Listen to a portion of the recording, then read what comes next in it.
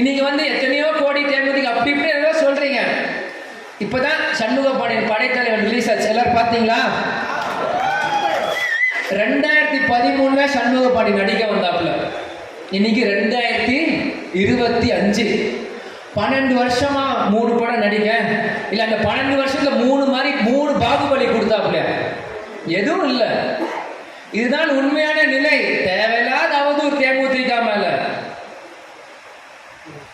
நம்ம தொண்டர்கள் நீங்கள் முதல்ல ஸ்ட்ராங்கா இருந்தீங்கனாலே இதெல்லாம் ஓடிடும். நம்மளுக்கு எதாவது கேப்டன் சொல்றாரு, மல்லாக்கு பத்தி எச்சி துப்புனா எச்சி நம்ம மேலதான் வந்து விழுந்துட்டு. ஆனால் நீங்கள் ஸ்ட்ராங்கா இருங்க. இன்னைக்கு இந்த கேப்டன் குடும்பம் யாருக்காக இருக்குன்னா உங்களுக்காக தான் இருக்கும். நீங்க யாருக்காக இருக்கீங்கன்னா எங்களுக்காக தான் இருக்கீங்க. நம்ம கண்ணாடி மாதிரி ஏங்கணும். நான் சிரிச்சா நீங்க சிரிப்பீங்க, நீங்களும் தான் நான் அழுவேன். இப்படிதான். இதுதான் குடும்பம், இதுதான் தேசிய முற்போக்கு திராவிட கழகம். அதனால நீங்க எல்லாருமே சிந்திக்கணும். வரப்போற ஏன்னா இன்னைக்கு இன்னொரு ஒரு விஷயம் பார்த்தீங்க, மீடியா வந்து போட்டோ எடுத்துட்டு இருக்கும் போது முருகேசன் வந்து மாவட்டம் கூப்பிடல, முருகேசன் கூப்பிடல, மீடியாக்காரங்க எம்எல்ஏ எம்எல்ஏ எம்எல்ஏ கூப்பிட்டு இருந்தாங்க. அந்த வார்த்தை வருங்காலம் 2026 சட்டமன்ற தேர்தலில் அந்த வார்த்தை உண்மையாகி செங்கல்பட்டிலிருந்து மீண்டும் அண்ணன் முருகேசன் அண்ணன் வந்து கோட்டைக்கு போகணும். அது நம்ம எல்லாருக்குமே நல்லது. ஏன்னா முருகேசன் அண்ணன் பார்த்தீங்கன்னா இன்னைக்கு நேற்று இல்லை, நான் சின்ன வயசுல இருந்து தான் பார்த்துட்டு இருக்கேன். அவர் முடியல வேணா நிறைய இருக்கலாம், அவர் நடையில வேணா கொஞ்சம் குறை இருக்கலாம், ஆனா அவர் வேகத்தில் அவர் உணர்வு என்னைக்குமே எந்த குறையும் இல்லை. இன்னைக்கும் அதே மாதிரிதான், அதே கம்பீரம், அதே சவுண்ட் அப்படிதான். அதனாலதான் இன்னைக்கும் காஞ்சிபுரம் செங்கல்பட்டு மாவட்டம்னா அந்த கெத்து, இன்னைக்கும் அந்த கெத்து அப்படியே இருந்துட்டே இருக்கு. இதை நம்ம எந்த சூழ்நிலையும் விடாமல் இதை அப்படியே எடுத்துட்டு போய் 2026 எந்த கூட்டணியாக இருந்தாலும் முருகேசன் நீங்க செங்கல் கேப்டன் எடுத்து 2011 ஆக்குனாரோ 2026 நம்ம பொதுச் செயலாளர் முருகேசன் கண்டிப்பாக சட்டமன்றத்துக்கு போவாங்க. நம்ம பொதுச் செயலாளரோடையும் முருகேசனும் சட்டமன்றத்துக்கு போனோம். ஏன் நீ சட்டமன்றத்துக்கு போனோம்?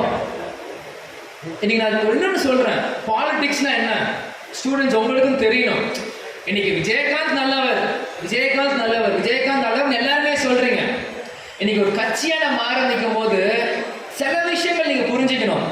இன்னைக்கு நம்ம என்ஜிஓ ஒரு சேவை செய்யறோம்னா நாங்க இன்னைக்கு எல்லாம் செஞ்சுட்டு போகலாம்.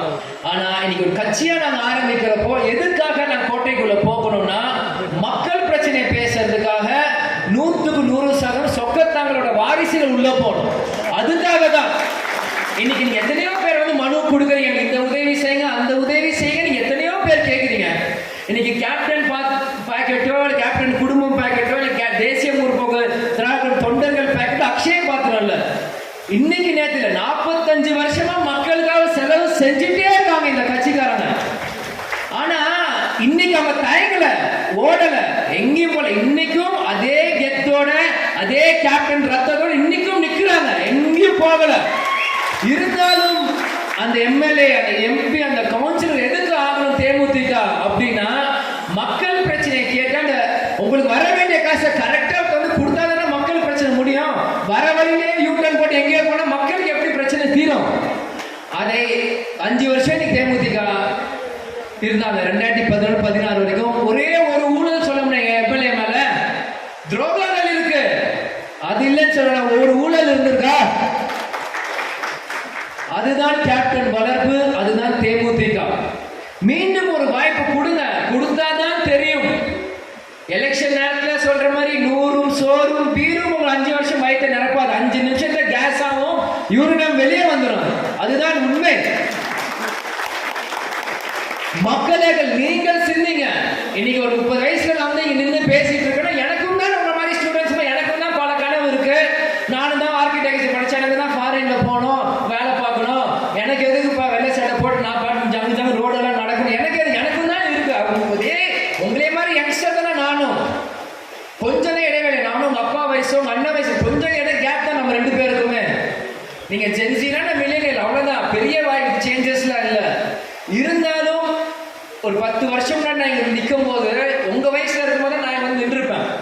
10 வருஷம் நான் வந்து நிக்கிறப்போ எனக்கும் எத்தனை கனவுகள் இருக்கு. மன அது எல்லாமே தூக்கி போட்டு எதுக்கு வந்தேன் அப்படின்னா ஒரு தலைவரோட சொல் தோக்கக்கூடாது, அந்த தலைவர் நம்ம லட்சக்கணக்கான தொண்டர்கள் தோக்கக்கூடாது. அவங்களோட நம்பிக்கைக்காக தான் இன்னைக்கு வந்து எங்களோட ஆசை பாசம் தூக்கி ஓரமா வச்சிருக்கோம். அதனால ஸ்டூடெண்ட்ஸ் நீங்கள், மீண்டும் சொல்றேன், எல்லாரும் நல்லா படிங்க. கடைசி வரைக்கும் கேப்டன் உங்களுக்கு ஆசீர்வாதம் செய்வார். தேசிய முற்போக்கு கழகம் துணை நிற்கும். யாரும் எதுக்கும் பயப்படானால், யார் சொல்லி கேட்காதீங்க. உங்க பேரண்ட்ஸ் சொல்றதை கேளுங்க. உங்களுக்கு என்ன இஷ்டமோ அது செய்யுங்க. எல்லாருக்கும் போட்டோ வந்து எடுத்துக்கிறேன். முடிஞ்சதுக்கு அப்புறம் தயவு செஞ்சு எல்லாருமே சாப்பிட்டு போங்க. இன்னைக்கு ஞாயிற்றுக்கிழமை, எல்லாருக்கும் நல்லா சாப்பாடு இருக்கு. எல்லாரும் நல்லா சாப்பிட்டு என்ஜாய் பண்ணிட்டு இன்னைக்கு எல்லாரும் வீட்டில் போய் இருங்க. வருங்காலம் நமக்கான காலமாக தான் இருக்கும். எல்லாருமே தைரியமா, கான்பிடண்டா, தெம்பா இருங்க. யாரும் எதுக்கும் பயப்படாதீங்க. பொதுமக்களாக பேரண்ட்ஸ்க்கும் நான் கேட்கிறேன், நீங்க நான் பேசுறத போய் எல்லாருக்கும் ஷேர் பண்ணுங்க. தேசிய முற்போக்கு திராவிட கழகம் யாருன்னா சொல்லுங்க. ஏன்னா கேப்டன் எங்க சொத்து இல்ல, அவர் தமிழ்நாட்டோட சொத்து. அவர் உங்க சொத்து. கேப்டன் உங்க சொத்துனா இந்த விஜய பிரபாகரன் உங்க சொத்து. அதனால் கேட்பது என் உரிமை, கொடுப்பது உங்கள் கடமை. பெருமையை சொல்றேன், கேட்பது என் உரிமை, கொடுப்பது உங்கள் கடமை.